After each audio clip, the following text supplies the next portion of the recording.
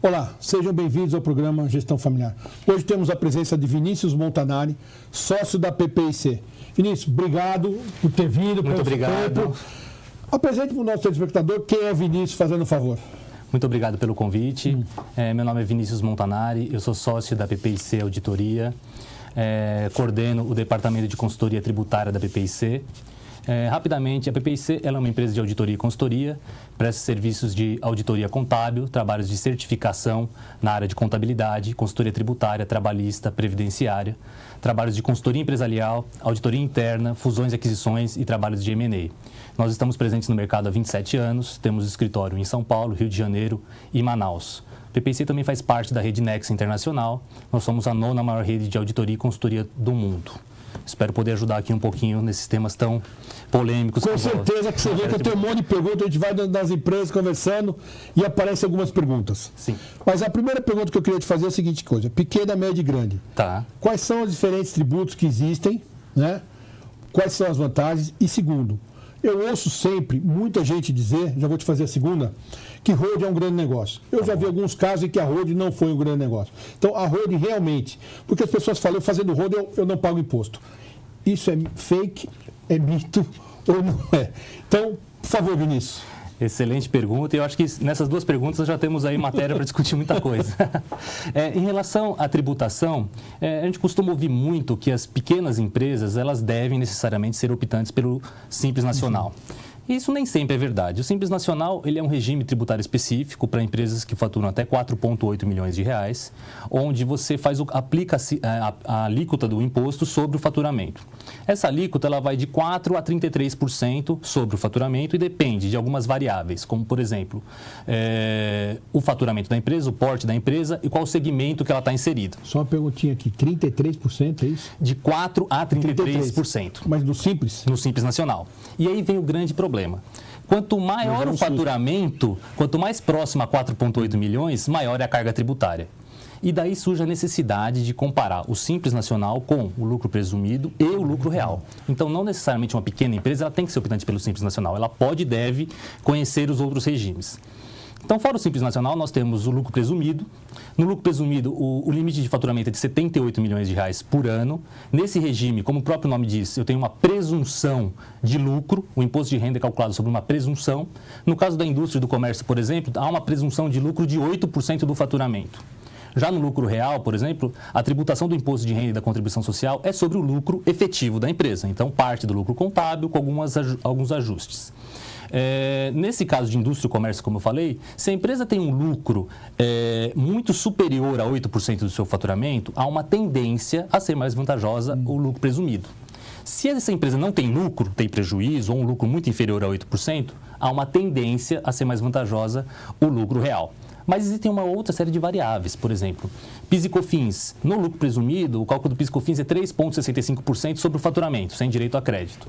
No lucro real, eu tenho a majoração de alíquota para 9,25% sobre o faturamento, mas com direito a créditos. Então, depende do mix e da composição de custos e despesas para eu saber o que dá direito a crédito. Mudando de regime, dependendo do porte e do segmento da empresa, pode ser que eu tenha um aumento brutal de carga tributária. Outro ponto específico é o INSS. No lucro presumido e no lucro real, o INSS necessariamente é calculado sobre a folha de pagamento, aproximadamente 20%. Então, quanto maior essa folha de pagamento, maior a incidência de INSS. Um ponto importante. Esses regimes tributários, eles são anuais. Então, o empresário ele tem que conhecer esses regimes, ele faz opção no início do ano. E essa opção ela é irretratável. Ou seja, errou o regime no começo do ano, vai ter que conviver com esse regime até o final do ano. Deixa eu só te falar de um caso que eu vi numa empresa.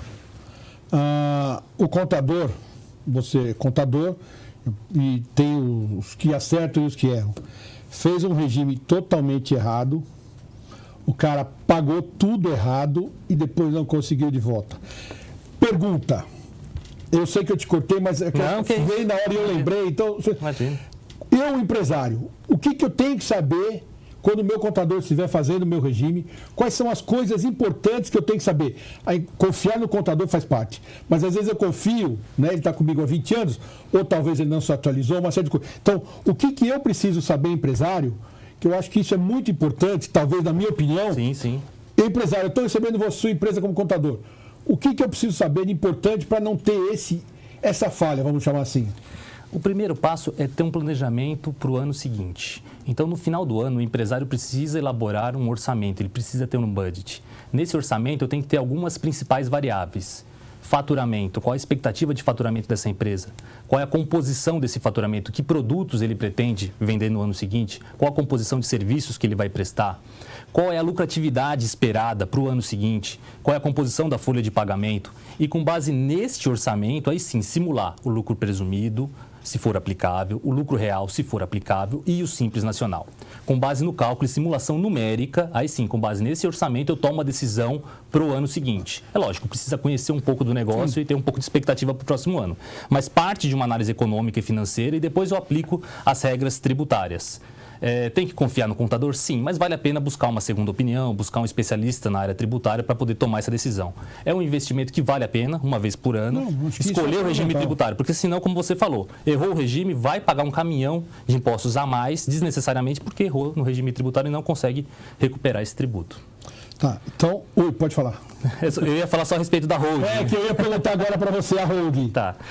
A holding, você colocou muito bem. Nós ouvimos muito falar sobre holding como forma de blindar patrimônio. De solução do problema. Blindar patrimônio e economizar tributos. Então, em relação à blindagem de patrimônio, já vem um grande ponto. Não é verdade absoluta que a holding patrimonial blinda o patrimônio da pessoa física ou da família. O que acontece? Hoje nós temos muitos casos onde os juízes aplicam lá o artigo 50 do Código Civil, que é a desconfiguração, desconstituição da personalidade jurídica. Então é muito comum hoje a expropriação ou a penhora de bens da pessoa física. Em alguns casos, principalmente em matéria tributária e trabalhista e previdenciária, nós vemos muitos casos onde o empresário não consegue pagar os tributos e acaba tendo a desconsideração da personalidade jurídica e a penhora dos bens. Em resumo, nós não temos uma blindagem plena. Nós temos algum tipo de controle, a gente consegue cercar um pouco o patrimônio, mas não uma blindagem plena. Do ponto de vista tributário, geralmente a constituição clássica de uma holding acontece como? Numa holding patrimonial eu faço o aporte de um imóvel numa pessoa jurídica, que é a holding, e nesse momento eu já tenho incidência tributária, por exemplo, o ITBI. Se essa holding, por exemplo, tem por objeto alugar imóveis, eu já tenho uma incidência tributária de 3% de ITBI, no caso de São Paulo. Quando este imóvel é destinado à locação. Então, no caso de um imóvel para locação, eu tenho a incidência de ITBI 3%. No segundo momento, ocorre a doação dessas ações. O patriarca faz a doação dessas ações para os seus legítimos, ou seja, para os seus herdeiros, geralmente com a aplicação de uma cláusula de usufruto. Nesta doação também tem incidência tributária de TCMD, 4%. Em resumo, nós não temos aí um planejamento ou uma economia tributária na constituição de uma holding. O que acontece é a possibilidade de um planejamento sucessório, onde eu consigo antecipar o pagamento de alguns tributos e não deixo isso para o momento de um eventual falecimento do patriarca. Então ele consegue se antecipar, consegue se planejar para poder cumprir todos esses passos. Agora, depois de constituir essa holding, aí sim, ela pode funcionar como mecanismo de planejamento tributário lícito. Por exemplo, no caso desse caso do imóvel que eu estava falando, o imóvel ele pode ser destinado à locação. No caso da locação dentro da pessoa jurídica, a incidência tributária ela é bem inferior à incidência tributária na pessoa física. Então, vale a pena para o empresário ter uma locação de um imóvel numa empresa do lucro presumido do que oferir essa receita na pessoa física. A tributação tende a ser metade do que na pessoa física. Mas depende então da holding, depende da característica dessa holding, depende do objetivo da família, tudo isso tem que ser estudado. Então nem sempre eu tenho uma blindagem patrimonial, eu consigo mitigar alguns riscos, eu consigo antecipar e planejar a parte tributária. Porque quando eu estava te falando da holding, perguntando, porque a gente tem um cliente em engenharia, e o advogado recomendou colocar holding e tal, e ele construía muito. E quando ele foi no banco pedir, disse que não tinha nada no nome dele, não poderia. Então acho que é por isso que a gente estava falando muito sobre holding, para ver as vantagens e as desvantagens, porque as pessoas acham que a holding é um grande negócio e muitas vezes pode ser o vilão. Aplicações financeiras e juros sobre capital próprio. Vamos falar sobre essas duas coisas, se é melhor, pessoa física ou jurídica. Então, no lucro real, eu tenho uma incidência de 38,65% sobre o rendimento e no lucro presumido de 34%. Por que vale a pena a aplicação na pessoa física? Na pessoa física, o rendimento da aplicação financeira, por exemplo, no caso de renda variável, sofre uma tributação de 15%. E no caso de renda fixa, essa tributação pode variar de 22,5% a 15%, dependendo do período de aplicação. Então, do ponto de vista do imposto de renda, geralmente é mais vantajoso aplicar na pessoa física. Então, a nossa recomendação geralmente é, se caso a empresa tenha como distribuir lucros e tem esse recurso, faz a distribuição de lucro para o acionista poder fazer essa aplicação na pessoa física. Tem que tomar cuidado, tem alguns detalhes. Em alguns casos pode ser vantajoso manter esse dinheiro na pessoa jurídica. Por exemplo, no caso de empresa do lucro real com prejuízo fiscal. Vale a pena manter esse recurso na empresa do lucro real e não na pessoa física, porque eu posso otimizar a utilização desse prejuízo fiscal. Então, novamente, num primeiro momento vale a pena sim a pessoa física, mas tem que ser analisado cada caso, tem que ser estudado para poder tomar a melhor decisão. Vinícius, nós estamos chegando ao fim do nosso programa. Eu quero te agradecer muito, foi maravilhoso, que a gente matou um monte de dúvidas. Eu queria que você fizesse suas considerações finais para a gente poder encerrar o programa. Ok, muito obrigado. Recomendação final. Infelizmente, nós não temos um planejamento tributário de prateleira.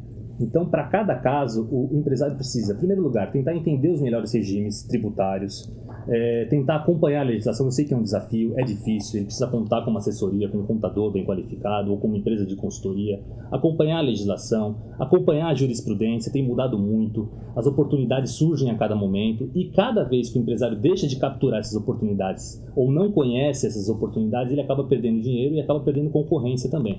Então é importante acompanhar a legislação, acompanhar essa jurisprudência e contar com um bom time tributário para poder ajudar ele nesse desafio. Vinícius, muito obrigado. Mande um abraço ao meu amigo Léo. Pode deixar. Estou te entregando esse livro de presente. Muito obrigado. Para você deixar lá.